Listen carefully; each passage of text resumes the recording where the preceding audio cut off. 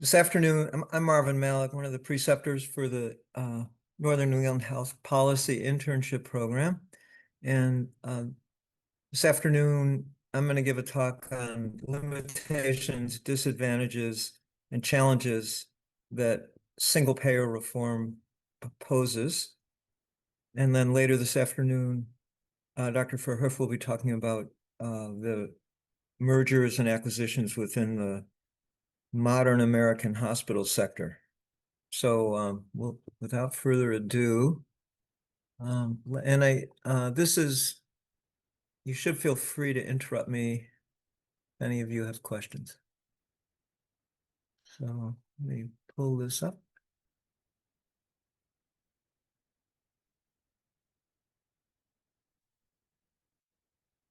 Okay. All right. So, as I said, that limitations, disadvantages, obstacles, advantages, not too much here, but we will get into that toward the end. And I think we've already covered it to some extent. So let's start out with limitations. And this poster, "I Can't Breathe," sort of says it all. You've heard it more than once. Eric Garner and not recent, more horrible events. And nothing about single payer reform is in a position to change what happened.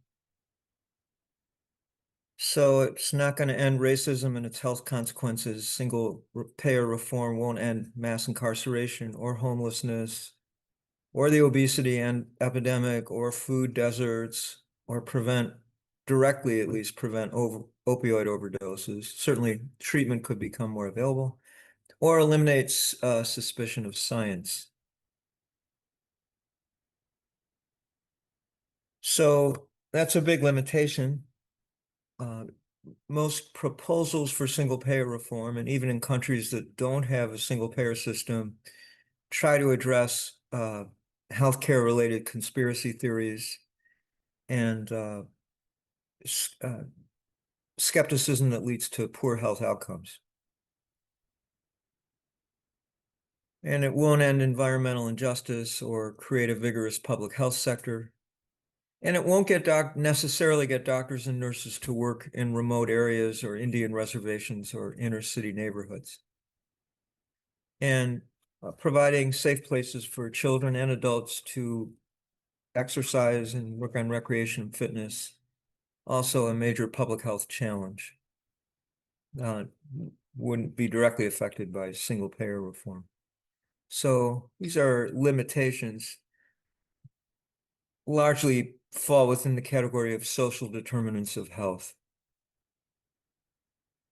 So we're all in this together and we all try to exercise and be healthy the best we can, but in this country, we can undoubtedly do better. Now I'll move on to challenges. And the challenge to single payer reform, its implementation is mostly in the political sector. By the way, after single payer reform were to be implemented, the challenges there I'm going to talk about in the next part of this talk after I finish this section discussing the political challenges. So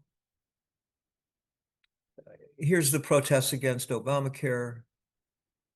There were reasons to criticize Obamacare. I didn't like subsidizing insurance companies.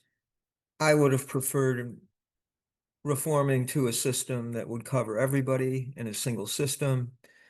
But that's not what the protests they were about. They were more based on conspiracies. There were going to be death panels. They weren't going to let you get any care. There was going to be rationing. So that's what you actually heard. So the political obstacles don't necessarily relate to the actual policy because of manipulation, propaganda, that kind of thing.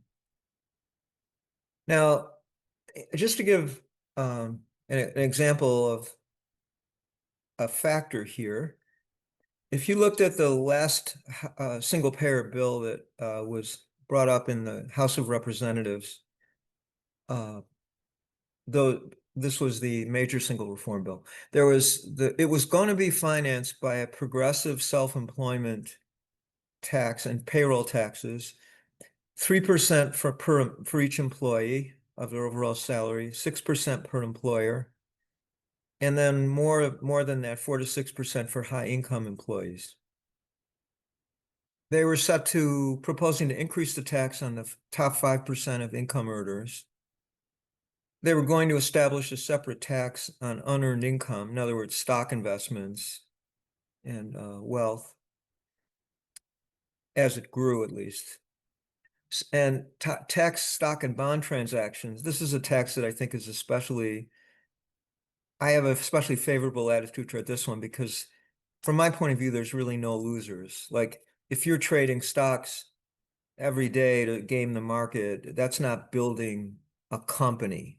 When I think of what you want from stock market investments to build a company for the long term, to build our economy, but selling stocks every day or even every minute or hour, which is actually done, believe it or not, that could be taxed. And then people who are holding the stock because they believe in the company, they wouldn't be taxed except for once, when they buy it, and I guess when they sell it twice, but not the way of what's going on in the stock market. And then there would be transition funding from existing federal programs.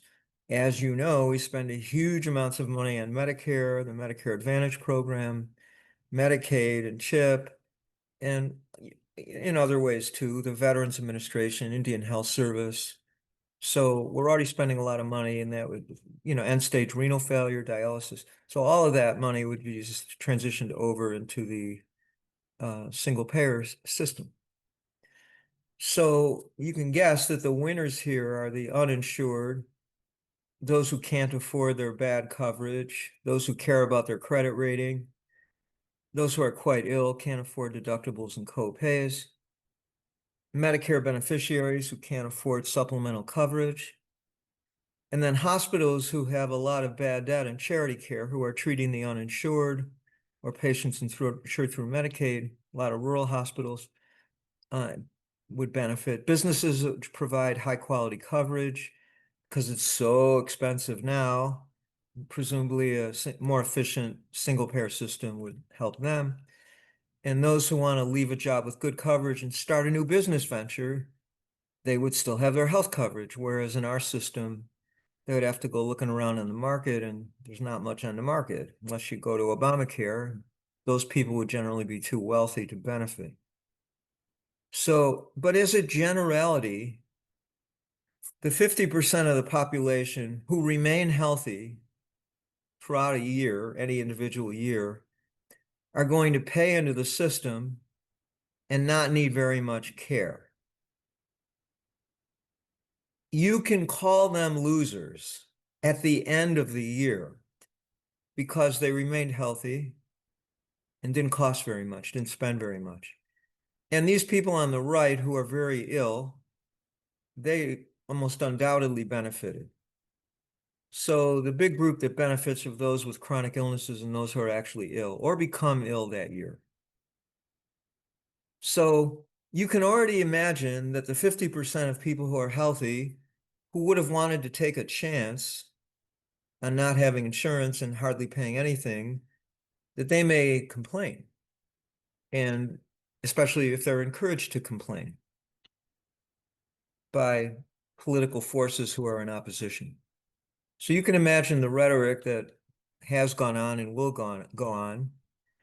A one-size-fits-all government takeover. These single-payer advocates want to create a big taxpayer-funded, communistic bureaucracy to take control over your health care. These bureaucrats who you don't ever get to meet will set up a system to ration your care so that everybody gets the same thing, not enough. And then when they can't control costs, they'll cut even more until there are queues you need to wait in before you can even get your appendix out. And then finally, the biggest tax increase in US history, it certainly would be that. And they can correctly call it that. So these talking points are very effective.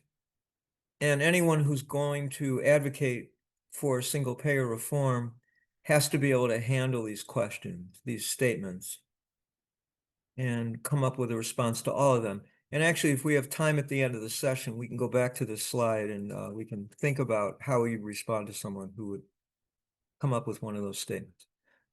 The next big problem is there are moneyed interest and opposition.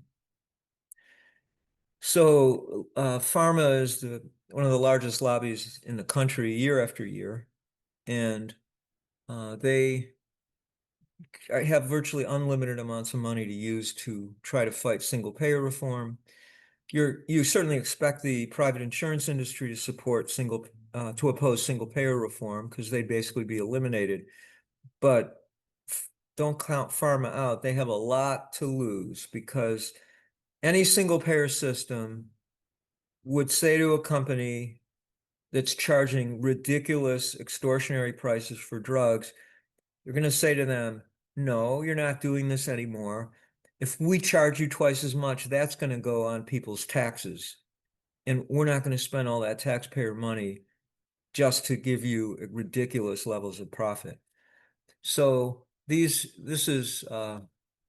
will be the opponents, including insurance, big pharma, medical device companies, for-profit hospitals, not-for-profit hospitals. Unfortunately, that's a newer opponent for over the last 25 years. And the reason they are in opposition will be covered by Dr. Verhoef later this afternoon. To ask yourself, why would not the not-for-profit National Association oppose single-payer reform when so many of our members are rural hospitals that would be better off?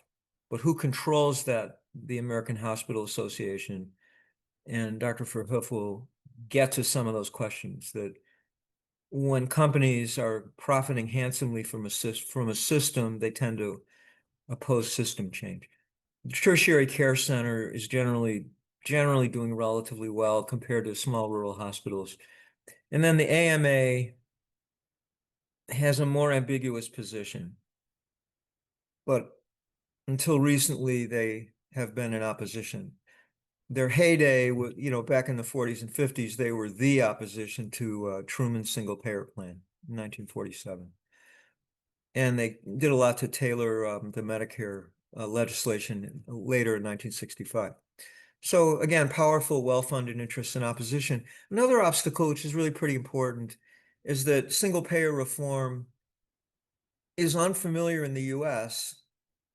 And in some ways, it's kind of obvious and easy to explain. Everybody pays in. Then when you're sick, you get the care you need. So that seems pretty straightforward. But I think if you try saying that to somebody who's enmeshed in this country and has never lived abroad, I think you're going to find that they actually don't understand that. They would start asking you about, the insurance companies and, what would the premium be like? And even they may come up with the usual rhetoric. Will anybody really get any care? Anyway, and then the concept is the devil is preferable to something unfamiliar. And then, obviously there's denigrating slogans to define single payer healthcare in a pejorative way. And to top that off, there are problems in universal healthcare systems. Here in the US, we especially hear about the UK and especially Canada. And Canada does have problems. They have the longest waits for a lot of elective operation compared to the US and compared to Europe and Japan. So, and then whatever Canada's having trouble with is amplified by political interests that are profiting from the current system. Anyway, so that's a real problem. And just to say this, I think one response to that is, yeah, well, a healthcare system is a pretty big thing. Even in the most efficient countries, it's occupying 6 or 7% of their economy. In most of the rest of the developed world, it's more like 11%. In the US, it's about to hit 20 if it hasn't already. So when you're talking about 10% of a country's economy, it's not going to be perfect. There will be problems. This is a big the endeavor of organizing a healthcare system and having it function well is complicated, and it's not going to be perfect anywhere. And then I said earlier that many Americans have very good coverage, or at least they think they do. And again, everybody's afraid of the unknown. So let's look at who's worse off, quote, worse off with single payer reform. I'll talk a few minutes about why I'm putting worse off in quotes. Higher income earners who are, say, paying premiums, private health insurance premiums at their job, uh, they're paying for those premiums, they're paying just as much as the janitor in the hospital, the same amount of money. But for a high income earner, it's a tiny fraction of their earnings. Whereas for the janitor, it may be a very substantial portion of their annual earnings are going to pay their healthcare premiums. On the other hand, you saw earlier what the tax system is to fund single payer reform. I'll put it back up here. Maybe it's here. Yeah, here it is. Financing a single payer. Progressive self-employment and payroll tax. So these high-income employees are going to pay more. High-income earners increase special tax on the top 5%. And then this wealthy person probably has stock holdings, and they'll get dividends and capital gains. That'll get taxed under the single payers. Most any single payer system is going to use this kind of thing. They're trading stock. So this group of people that are wealthy and are in a job where they have been paying premiums, this is going to change, and now they're going to have major taxes going on under a single payer system. And eventually, presumably, doctors who are earning a whole lot of money, there would be policy to attenuate that and to say, well, really, why should a urologist earn 3 times more than a primary care doctor? You can ask this question, and I do. So presumably the system would try to come up with a more rational or equitable and functional fee scale to pay doctors in different specialties and rectify what was never changed and what was established in the 1950s and then never changed. Also, people who are healthy, especially if they're building up savings in a health savings account, what's going to happen? I don't even know what's going to happen to health savings accounts because there's all this money built up that are pre-tax dollars. And I actually have not seen a single payer proposal that says what to do with that money that we're all subsidizing as taxpayers for these healthy individuals who are wealthy enough to be able to save money. You got to remember a good portion of Americans are living day to day. They don't have savings to speak of. So these are generally relatively well off and definitely healthy people building up savings. So they're suddenly going to they're going to face progressive taxation, and they're not going to be able to put any more in their health savings account. Maybe they'd be allowed to deplete it and pay those taxes that way. That's somebody else to figure out. But then there are Medicare beneficiaries who pay very little for that expensive supplemental coverage, usually because they worked in a job like a school system or an insurance company their whole life, and they got retiree health coverage. And what retiree health coverage does as a work-related benefit is it's not covering your health care now, it's covering your health care after you retire. Now think about that. I shouldn't say nobody, but very few people, and probably few of you listening to this, during your lives will probably never have an employer say, you're only 34 now, and our company's going to be around for 31 years, and we're going to pay your retiree coverage. We're going to establish a fund that'll pay for it, and we're never going to touch that, even no matter how bad our financial situation gets. It's going to be just waiting for you 31 years from now to retire, and it's going to really be there for you. Well, this is kind of not how the capitalist system is working these days. So I think this is going to go away. However, it hasn't yet. There are still people retiring who actually have supplemental coverage. And that money that would be coming to them through that other fund would somehow need to come into the current system.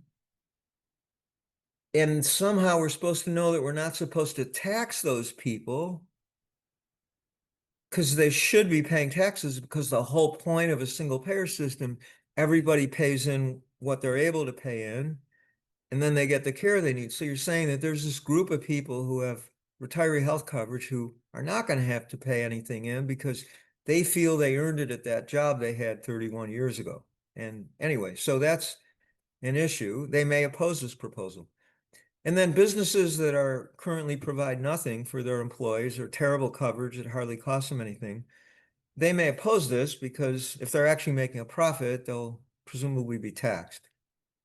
So, and let me go more to worse off. Unionized workers, especially in the public sector, who in their negotiation with their employer have said, we're not asking for a pay increase. Instead, we want really high quality health coverage. And so year after year, they've wanted high quality health coverage. It's sort of a tradition in the educational and public employee sectors to be relatively poorly paid compared to what they could get in a private sector job, but to have reliable, high quality benefits. So these are people who are financially conservative. They don't want an unbudgeted massive expense due to the crappy health coverage that most people in this country have.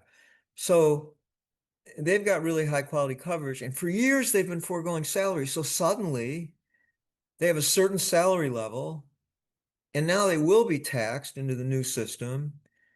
And nobody's like increasing their salary to compensate for all they gave up, all the salary funds they gave up that they could have been saving from. So that's a potential sector that would need some thought to prevent their opposition. And people in general who have great coverage they regard as stable are going to be reluctant to give up the devil they know. And then healthy people in general, especially if they're wealthy people in general, especially if they're healthy, they're going to tend to be better off or do well off in the current system. But now I'm going to get to the quotes that I put around worse off. So all these groups, they seem to be worse off. But this slide is trying to make the point that, yeah, you entered the year healthy, but maybe you're going to leave the year with carcinoma of the pancreas or, some rheumatologic disaster, and you're not going to be so healthy. And having that crappy coverage that you weren't paying much for, or just the usual coverage in the United States, it's not going to be there for you when you really need it. So that's the point. Like when I started this year, I didn't know I was going to have a bony fracture in a toe, have a terrible muscle pull and need surgery on my shoulder. None of that. So you never know what's going to happen. You could become a temporary orthopedic disaster, hopefully temporary like me, or anything else can happen. There's probabilities on these things, and they're not zero for anybody to have a bad event happen. So single payer reform for poorer people, single payer reform eliminates the option to have really bad coverage or go uninsured. And if your credit rating is already blown and you have no money and you're barely getting by, why pay in anything when you're barely scraping by, and especially if you're healthy at the time? So the point I'm making with all this is that uh, that all these people who've got some scheme like a health savings account basically works for them as long as they're healthy. And the people who are generally doing well and healthy, they may be in a sort of denial that the actuarial statistic that they could get sick could really happen to them. And that's a reason that you want a system that takes care of people who need care. And but the overall point here is that non-incremental reform is always hard, For starters, every single American would lose his or her health coverage and switch to an unproven concept. Unproven is in quotes because it's only unproven in the United States. It's proven elsewhere, worldwide. But a lot of Americans are like Narcissus. It's as if there were a mirror at the shorelines of the United States and are, don't go through the effort of looking at what's happening in other countries. And they're being enrolled involuntarily into a massive government program in a country founded by mistrust of government, with all these well-funded internal interests, with internal meaning within the healthcare system, who are in opposition. So I don't think I can do better at making a case of how difficult this is and reviewing all the potential opponents. So as if that weren't depressing enough, now I'm going to go on to the actual problems that really will be faced and are faced by every single payer system. Okay, problem number one. Will the system become an unaccountable administrative behemoth that both the doctors and other healthcare workers and the patients can't hate and can't stand and wrecks their lives? So I've already complained about Medicare. Dr. Himmelstein last Thursday talked about reclassifying patients as observation who are actually in the hospital. Complicated, bureaucratic stupidity, makes no sense clinically. Doctors are incredibly annoyed by this piece of utterly gratuitous administrative BS. And know that Medicare has, the hospitals have complained, the Hospitalist Association has complained, the AMA has complained. We complain, and it's as if we're talking to the wall. Medicare has not been responsive to desires for system change other than from the federal government, politicians, and people who are ineffectively trying for work, advocating for cost control. Just it's terrible, and it actually makes the burden of advocating for single payer reform harder.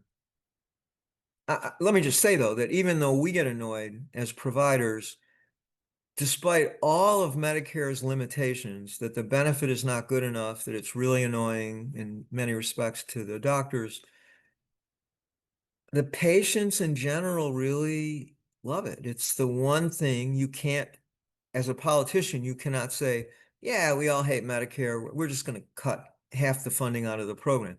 Trump cut half the funding out of a lot of programs, but he didn't cut half the funding out of Medicare. So this program is popular as weak as it is. Okay, so next problem, you might have leadership which is incompetent. So the fellow on the left was a lawyer. He was appointed to be head of HHS. I think his name is Becerra. He has no meaningful background in healthcare other than prosecuting insurance fraud. So when Medicare is deciding on creating these value-based care ineffective programs, all he didn't know, and he didn't go to the trouble of talking to some frontline people or really looking into it.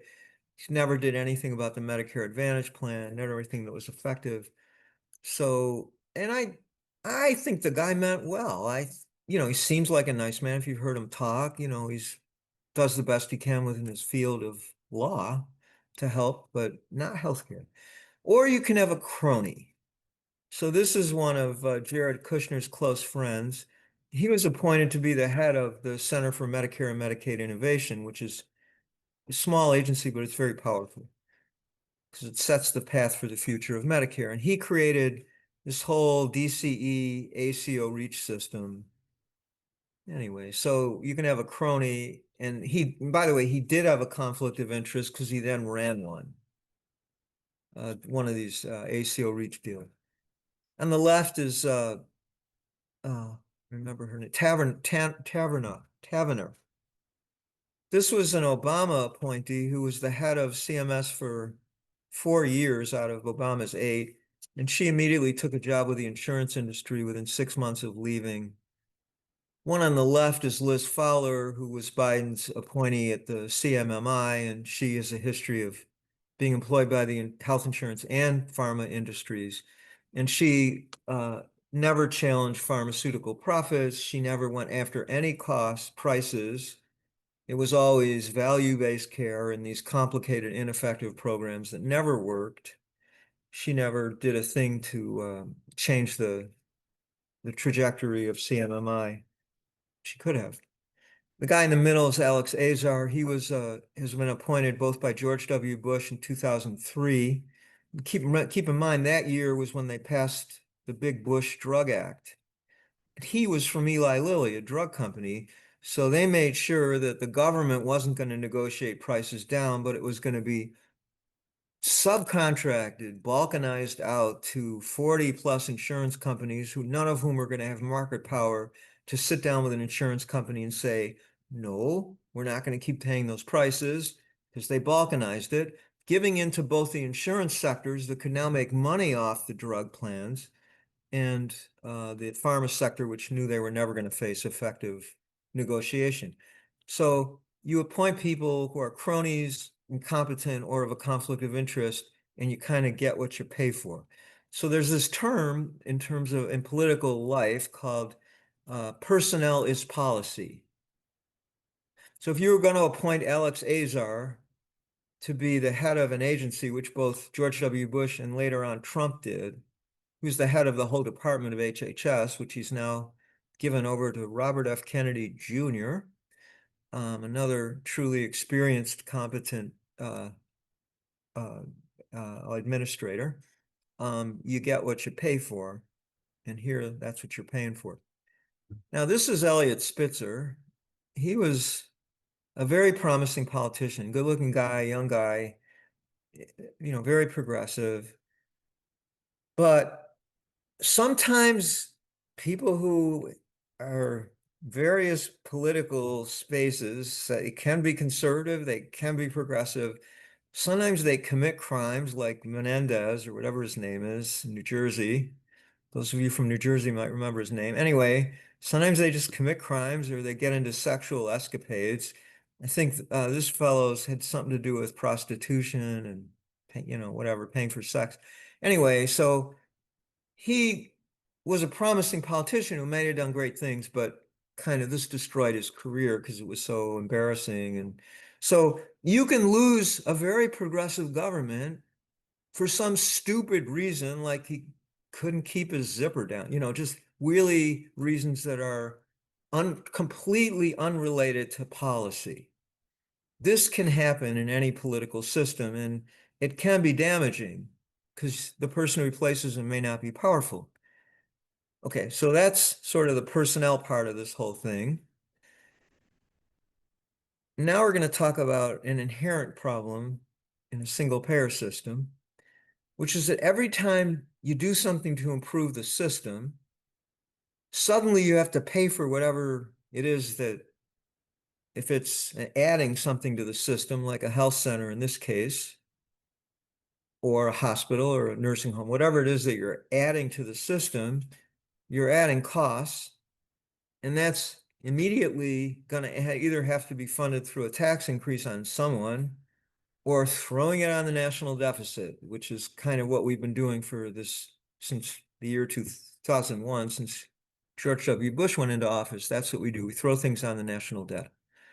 But there's limits to that, and ultimately it undermines our economy and leading to increased interest rates, and it's not a healthy way to organize an economy.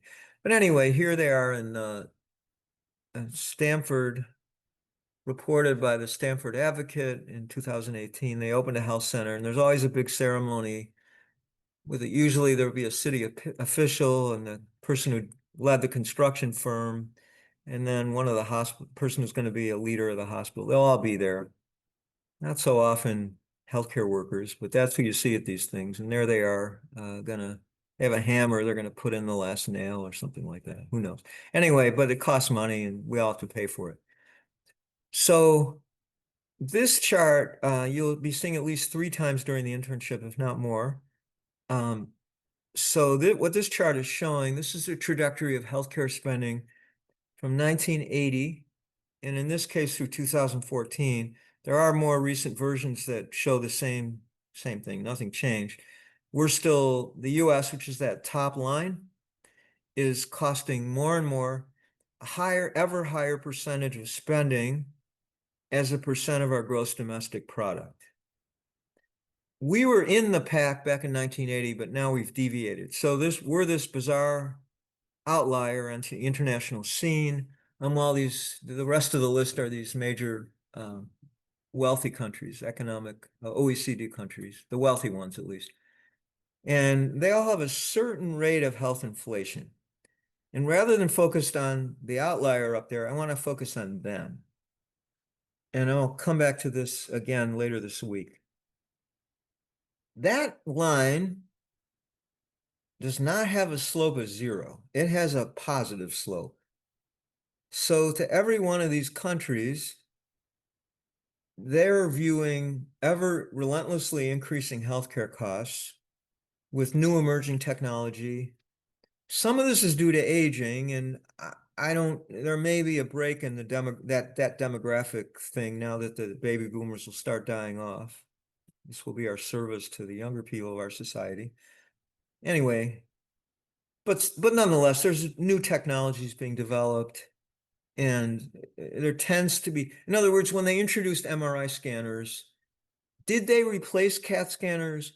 No, they did not. We ended up with both, and often we'll do both procedures on an individual patient, really often. So, in fact, it'd be interesting if somebody did a study, and the percentage of patients who get an MRI study who already had a CAT scan on the same body part. It would be interesting. So, in other words, these new technologies tend to add cost to the system. In the pandemic, we started renovating hospitals so that nobody would be in a double room anymore for a while. And now there's a big trend for all the hospitals to try to have private rooms for everybody, if they can afford it. So you tend to have system enhancements and they don't tend to get reversed. So anyway, costs go up internationally and it's a big problem. So in the case of a single payer system, you're facing right from the start, if that's the positive slope curve that all these countries are facing, they got to make a decision to either increase taxes or to throw it on their debt. And so both are happening, especially the debt part of it internationally. And it's not a minor issue. And I cannot have I have no insight for you as to the causes of that curve, why all the countries, I mean, I speculate, but I meant in terms of how to solve it. I don't have a great solution, but this chart should be thought about whenever you're working on health policy and what are you going to do about it if that's how things continue? Now, on the other hand, many efficiencies will result in job loss. In other words, let's say there's a community in this middle of North Dakota that's depopulating. They had an oil boom or something and now it's gone bust. There's no more oil. And there's, not many workers on American farms anymore. So there would be job losses and loss of a community service. So this is something that one has to deal with, that every time you eliminate a service that's duplicative and the system just doesn't need, you are sacrificing some jobs. This is in parallel to all the people. So in a single payer transition, this slide is dealing not with people who might have been working at a hospital that closes, but these are people who are working in the health insurance industry. So it's felt that about 400,000 workers at health insurance companies and about half of the 2.6 million clerical employees that work in hospitals and doctor offices, that those jobs will not be needed, counting to 1.7 million people. This was about 6 or 7 years ago. So maybe, it might be even a little more now because we have increased administrative costs since then. So some of them could maybe work in healthcare. Some of them could, get retrained into something else. A counter argument is that job displacement is not that uncommon. 60 million people switch jobs every year. 20 million of them are fired. And then 1.7 million is actually a number of people fired every month. So you could say, well, you know, good luck, tough luck. You put your eggs in with a company that wasn't doing any social good, and we got rid of it finally, and so you lost your job. Lots of luck. But anyway, so usually the single payer proposals try to help these people out somehow with job retraining. Another issue is that there are disadvantages to every provider's payment scheme. We'll talk about that tomorrow because we'll try to design one. I think Adam Gaffney last week made a strong argument for the separating capital costs from operating costs. And we can talk about that tomorrow as well. On the paying doctor side, there's no good solution, which we'll also talk about tomorrow. So some of the solutions, some of the things that one comes up with may be inflationary, and each of them has disadvantages. So, that's an issue that single payer systems have to contend with. And then what about the costs in the United States? Like, let's just look, hopefully we can decrease administrative costs if we actually have a single payer system. But will we? And we're going to contend with that question both tomorrow and the following day. So, and US pays more for drugs and other system inputs, hip prostheses, pacemakers, EKG machines. We pay the most. And if we had a government in Washington, would they feel that that's a problem? Or do they just feel like, I got all these campaign contributions from pharma companies, so I'm going to kind of lay off the pharma industry? So we actually have to do it, and implement a cost control scheme. And then there are more procedures in the United States, which is what all this value-based care stuff is about. We could try to do something about that that's a lot more effective than all this machinations at CMMI. And the biggest one is not give 10 billion times more money to do a cystoscopy than to do an office visit for a primary care provider. So there's a lot we can do about the pay scale to deal with the disparities and control costs. And also, we not only have more procedures, somewhat more procedures, but we reimburse higher for each one. That could be changed. We have many more malpractice suits, which adds another, 1% to gratuitous healthcare costs. So are we going to take on these things? In other words, it's not good enough to say, oh, now we have a single payer system, nirvana, everything's solved. You actually have to make it work. And you need people on the ground in leadership positions who are going to really work on these things. So just to summarize the policy obstacles, not political, this inflationary tendency, which seems to be built into all the modern healthcare systems, is an issue, maybe the biggest one. Another thing, every system improvement either is a tax increase or throwing it on the public debt, national debt. Another one, will it be an unaccountable, hated, impervious bureaucracy? Or will it be a system that has accountability in it? Next one, bad leadership can be really disastrous, either due to cronyism or incompetence or just not giving a damn. And then finally, will infrastructure be targeted to community need, or will there be a more cronyistic? In other words, if the very poor community in your big city needs a hospital and you have enough money to build a hospital, will that be the community that actually gets the hospital, or will it be some wealthy community that's connected, either through money, campaign contributions, or cronyism? So these are the kinds of questions that need to ask. All right, so that took 45 minutes. It's better than I usually do. Shorter is good. So at this point, we have 40, I guess a half hour, a little more than a half hour left. Would you guys like to take a break? Because I'd love to hear some discussion about what your feelings are about this. So take a 5-minute break and we'll reconvene at 10 past. Okay?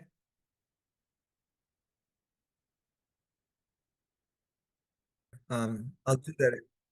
Yeah, so let's start out with questions.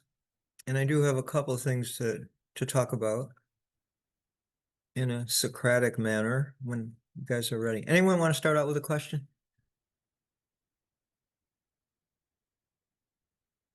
Therese put in the chart the most recent AMA policy statement, which is pretty much opposed to single payer reform, pointing out that it would give the purchaser of physician services disproportionate power in the negotiation. That's true. Leave it at that. Note, however, that other countries still have physicians working, and they do have, fee scales set by the government. Even the countries with Germany-like systems, it's like a single fee scale. So they managed to get by, but our doctors do get paid more, specialists here in the US. Okay, so I'm hoping you'll come up with questions, but until we do, I wanted to give you a thought experiment, which is I made the point, and I'll put it up maybe, share that. I'll go back to my thing here. All right, so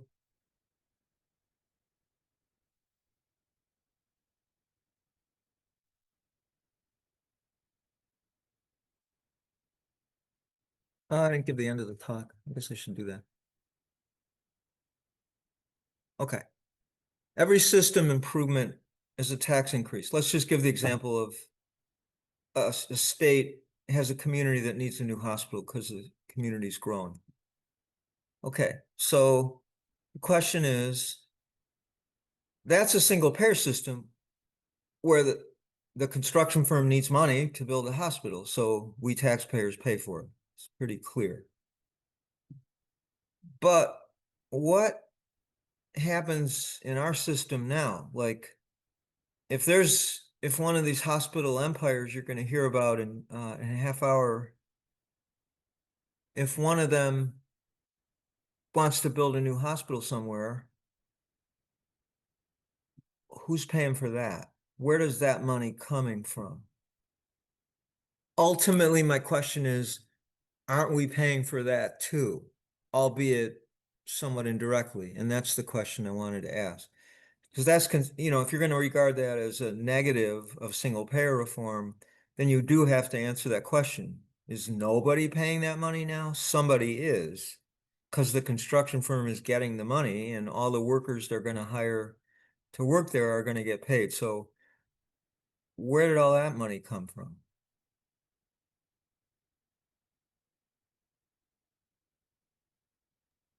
I think this was touched upon in the book, the hospital book, but sometimes they'll do, it seems like, well, sometimes it seems like the local governments give lots of like tax breaks or whatever to try and attract uh, businesses. So I'm sure this translates into healthcare as well, just so they have like some sort of economic development. But then also, I know there's lots of like taxpayer sponsored bonds just so they can take out loans and have access to capitals at a reduced interest rate.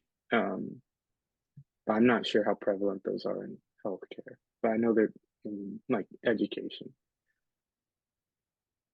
That may be one source of funding. I would bet it's not the majority of the money, but you're certainly right that developers generally hit on government to at least put in the sewage for free, if not a whole lot more. Tax breaks, as you mentioned.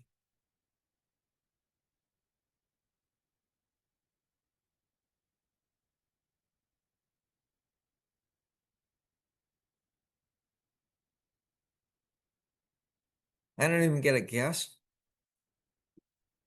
Okay, maybe I'll help this out. If anybody gives me a wrong answer, it's the death penalty. Will be executed. Don't worry so much.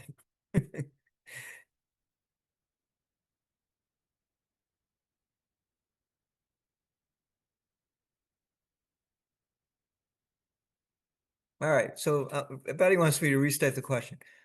A big hospital conglomerate, like the one in your urban community, for those of you who live in cities, proposes to build a new hospital. They're not replacing, they're building a new hospital in a growing community.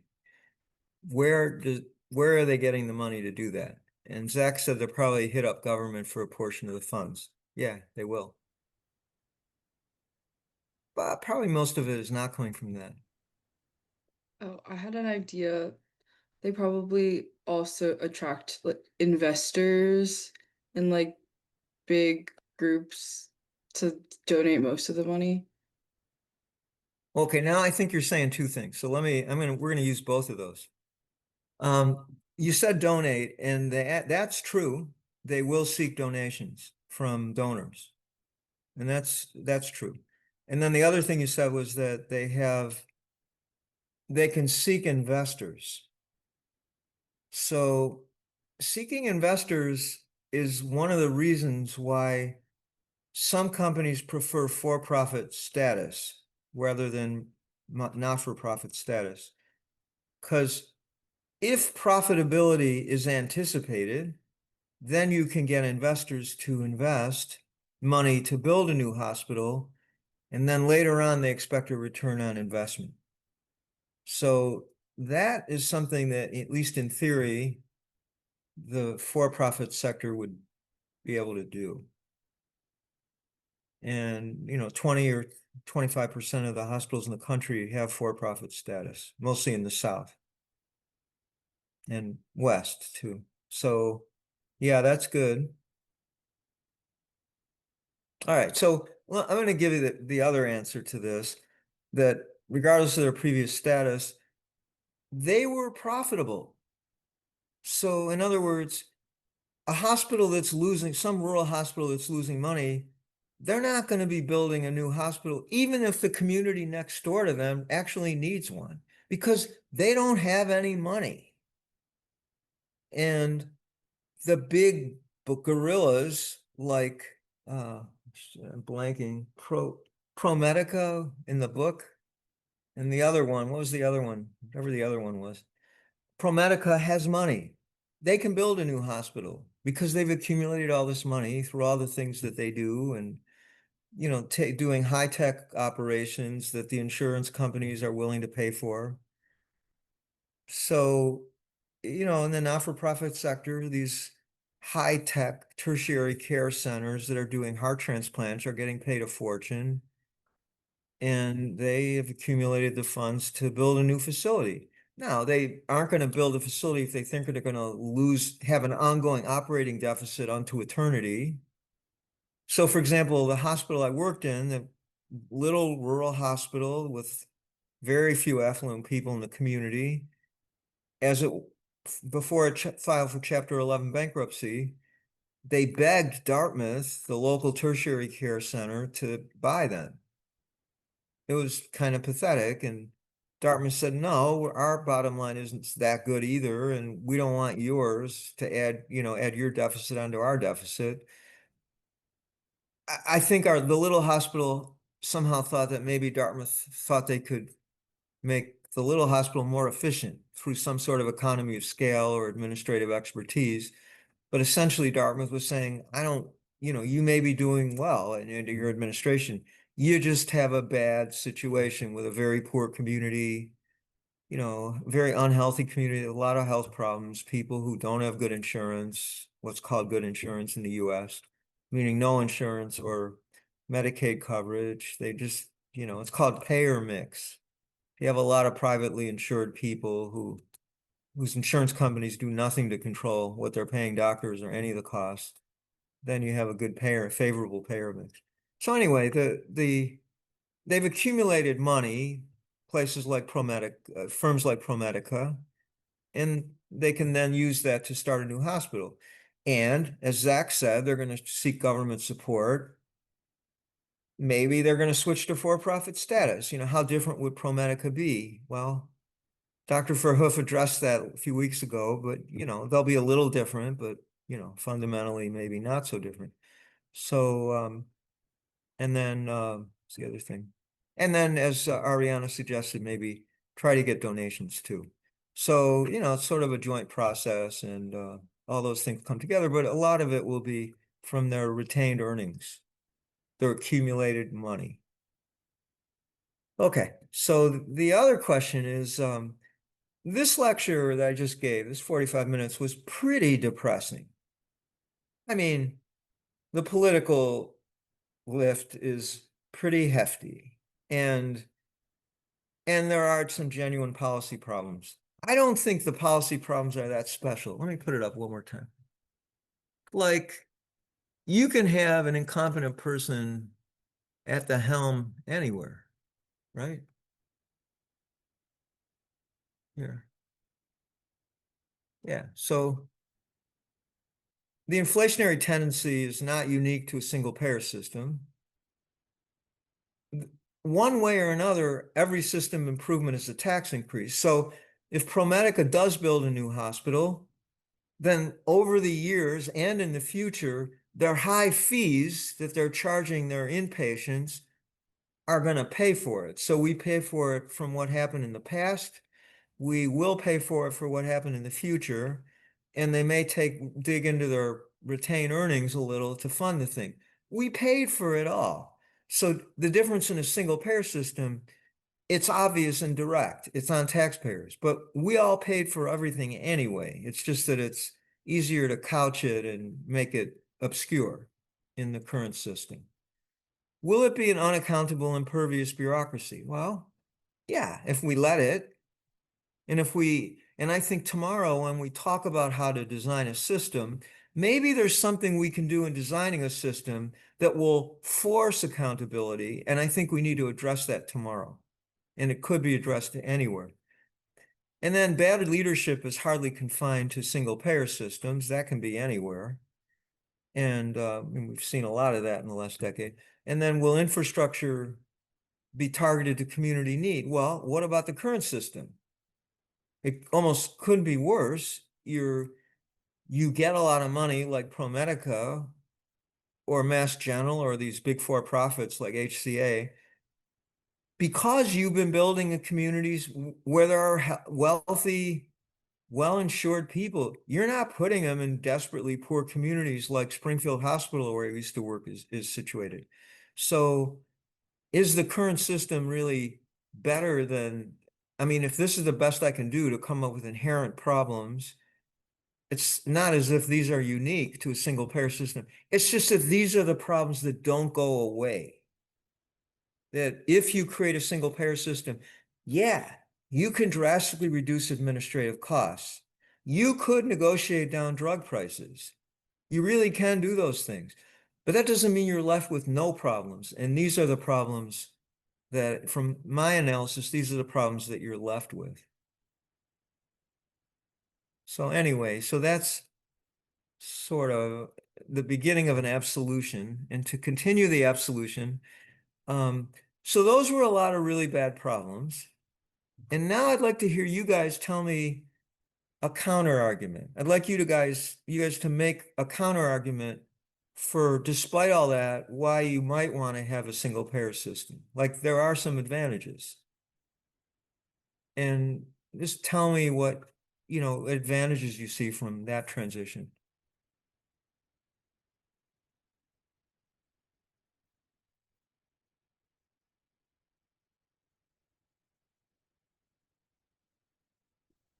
Even though we're gonna have tax increases, I feel like there's more transparency and you kind of know the price up front. Whereas I feel like now you're like kind of surprised by like co-pays and you're not like sure how much your medical expenses are gonna be. So I feel like it just makes things a lot more simpler and a lot more predictable. I'm going to respond to that. I feel like you're really saying maybe two things. One is that you know in advance because it's transparent. There's a system that everybody's in, and everybody, there's going to be a set of copays and whatever, and you're going to know them. And I agree with that. There would be and should be. But I think you're saying an additional thing, which is that maybe those copays won't deplete your whole life savings, and they'll be reasonable so that you can plan your life and not have to worry about an unanticipated health-related event bankrupting you. So I feel like you're also saying that the costs are going to be reasonable or maybe zero. Am I right about that? Yes. All right. So you're advocating for a system with low copayments, and all the single payer systems either have low copayments or none at all. So you're not disrupting people's lives with healthcare costs for the most part. So that's a good one.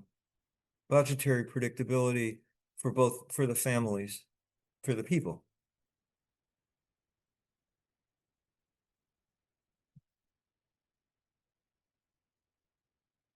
Other thoughts on some advantages to a single payer system?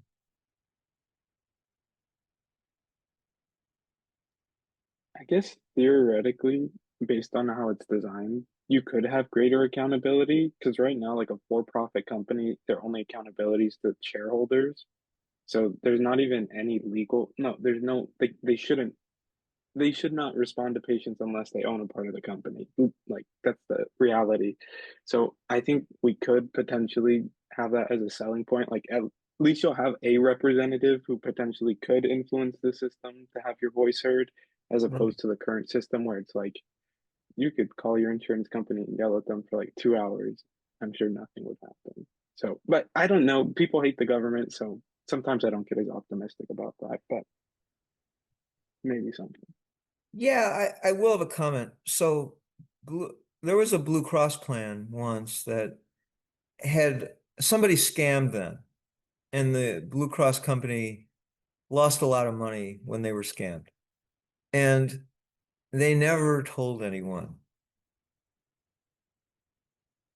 And they tried to hide it in their records, in their complicated financial records, the way they accounted it. And it's very hard for government agencies to do that. There's whistleblower laws. Now with Trump, a lot of them are getting fired, but there are whistleblower laws that he's supposed to obey. And anyway, but in general, government has more transparency on the whole by a lot than the private sector. And the extreme of that is private equity, where there's, no transparency at all. That's a whole level different from a for-profit company traded on Wall Street, which does have to, there's public disclosures involved in that. They're just not at the same level of what governments end up having to disclose. So yeah, I think if you design a system correctly, you could build an accountability. And you're right, if you call Cigna and complaining about what they did with a claim, lots of love. So yeah, I think your point's well taken. I'm still thinking about what Therese sent in the chat about the AMA policy statements, and kind of related to what Zachary just said. How the first one she sent was unfair concentration of market power of payers is detrimental to patients and physicians if patient freedom of choice or physician ability to select mode of practice is limited or denied. And I just think they have such a false reading of this balance, the power of the payers about where it is concentrated, because at the moment it's concentrated really with insurance companies because patients don't have that transparency to be able to decide what makes sense for them. And they don't have anyone speaking for them right now. I mean, other than like small or lobbyists. So I think a single payer system actually would more fairly distribute the power between payers, ultimately us, the patients who are paying taxes or paying insurance premiums or paying out of pocket, and physicians who are providing a service. And both would have that transparency in the government to be able to lobby or, discuss their opinions, vote, call their representatives. And then my other thought in response to that too is I'm just curious at how physicians and patients feel in other countries where they do have single payer systems about their autonomy, their pay, their ability to choose. And then I'm also curious, in those countries with single payer systems, are they regulating their economies in other ways so that the cost of living is lower and a high quality of life is easier to achieve at a lower salary? Because here it just feels like it's such a desperate system where if you're on the lower end, you really aren't doing well. And so people who are able to achieve a high salary and a high quality of life are really protective of that. Whereas in a place like Germany, for example, like everyone's pretty much doing okay anyway. So I think there's less of like a desperate like race for success there. Anyway, so those are all my many thoughts. I, you're right, and I don't think you need to say that as maybe. In other countries, they tend to have public transit systems that are organized and paid for by the government, meaning that a lot of people don't even have to have a car. Admittedly, the countries are more densely populated, so it's easier to have them, but we don't. I mean, give me Los Angeles or Dallas, like Phoenix, there's like no public transit systems to speak of. So yeah, that's just transportation. Government funds healthcare in France. You know, most of these countries are paid parental leave. So you're not working, you're taking care of your child, and you're being paid. So if your question is life less expensive there? Yeah, you need less money in a European country than you do in the United States. Here you have, almost everybody has to maintain a car and then, you know, pay the gas to get there to work, and, you know, it just goes on from there. And yeah, we get, you know, the interesting thing about it is that they pay a lot of taxes for all that they get. You know, in France, they provide a worker to help new parents who've just given birth, you know, newborn babies. There's all these supports for the first year of life. And, you know, and it feels like they pay a lot of taxes and we pay a lot of taxes, but they get a lot for their money and we kind of get nothing. And that's part of the problem in the United States is people do pay meaningful taxes. For example, now I think 16 or 17% of all of our federal taxes are going to pay our accumulated debt. And like, that's not what I want my money to go for. I want them to tax the rich people, bring that debt down so I don't have to keep paying interest. I mean, that's my personal view. You don't have to share it, but I don't like the fact that we've got all this debt and I'm paying all that. And, you know, we have more than half of the military spending in the world. So we spend a lot of money in the United States. We have a lot of taxes, and the people are much less supported than people in most of the other developed countries. So that's what Natalia said, and I think she's on target with that. I do have one comment about the AMA thing. You said that the AMA should look at being a patient and say that, well, actually in single payer countries, the patients are better off. They have pretty full choice of doctors and hospitals in those, virtually every one of those countries. People generally go to the hospital that's closest to their house so their family can visit, you know, that kind of thing. But yeah, people have a choice. But the AMA wasn't talking about that, Natalia. They were saying their own negotiation for physician pay vis-a-vis a powerful single payer will be weaker than when they're negotiating with, you know, 120 drug companies, or I'm sorry, insurance companies. So they're negotiating how much they're going to be paid with one of these numerous insurance companies. They're in a pretty powerful position if all the doctors in a community, you know, or who are on the staff of a hospital, if they say, well, this is what we're paying, this is what we're not paying, you know, we need better pay than what you're offering. So we're not going to accept your insurance. We're going to be off your list. Send your patients somewhere else. Lots of luck.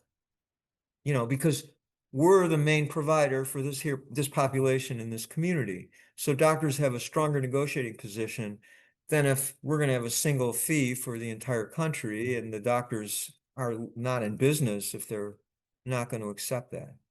So I think that's kind of what they're talking about. And I have one more comment. Your quote, Therese, is from 2017, and that is the most recent policy update. And what has gone on since 2017 is that the medical student section of the AMA has been pushing them repeatedly to back off that position of being anti-single payer. And the medical student activists who are working on this have decided on a two-step strategy. One step is to get them to stop their opposition to single payer reform. And then the next step is to say they actually support it. And there were debates. Some of the students felt we should just go for the whole thing right away and tell them that we want them to support single payer reform. But anyway, they decided to do it in two steps, and they've been generating debate. So this could change. Unlike these other moneyed interests, like the insurance industry, the medical doctors are divided now. And the younger doctors tend to be more progressive, and they're not putting up with old AMA policies.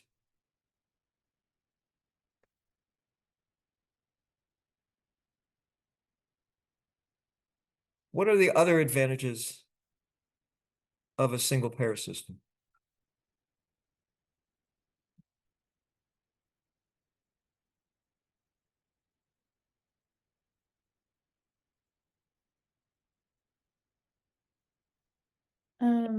This is just, I feel like this is just something I've heard of and we've been told about in this internship, but if we make access to care, primary care, if we make primary care more accessible and people actually go and see their primary care doctor when they need to, they get their medications refilled and they just have a better relationship with their doctor, they'll be healthier in the long term. So then later on that they don't have to spend so much money on costlier procedures or therapies like dialysis or something like that. Absolutely. Inadequately treated hypertension and diabetes over time makes dialysis a much more likely end result, as well as stroke and a lot of forms of heart disease. So your statement's correct, but I'm going to I'm going to again divide you in half. And I think what you're saying is that you would want to organize a single payer system to have a strong, well-supported system of primary care. And doing that is going to lead to superior health outcomes and cost control. And so that's a good move for a single payer system to make, and we generally do that, which we've seen. And you'll be discovering that and talking about that in your talks about how each of these countries you're looking at deals with primary care.